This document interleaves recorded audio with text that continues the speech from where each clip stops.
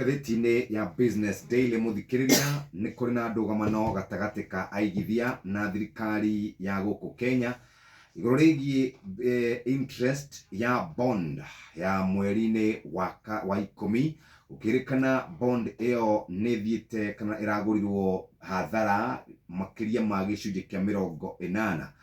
Kũrerĩkana atĩ bond ĩyo yatarĩirwo mbeca nyingĩ no irathiĩ inyihĩte, na tũtirĩ tuona interest ya bond ĩthiĩte ũguo gwa kahinda ka mĩaka 16. Rĩu CBK nĩ ĩkoretwo ĩthiĩte na mbere na kũria andũ matikambe gũkua ngoro nĩ tondũ wa ũrĩa maũndũ maikarĩte.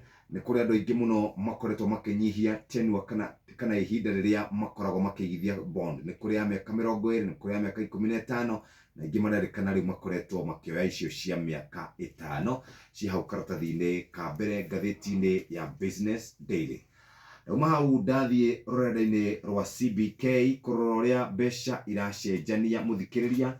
Dola ya Amerika ĩragũrwo na ciringi 149, pound ĩrĩ ciringi 183, euro ĩrĩ ciringi 158.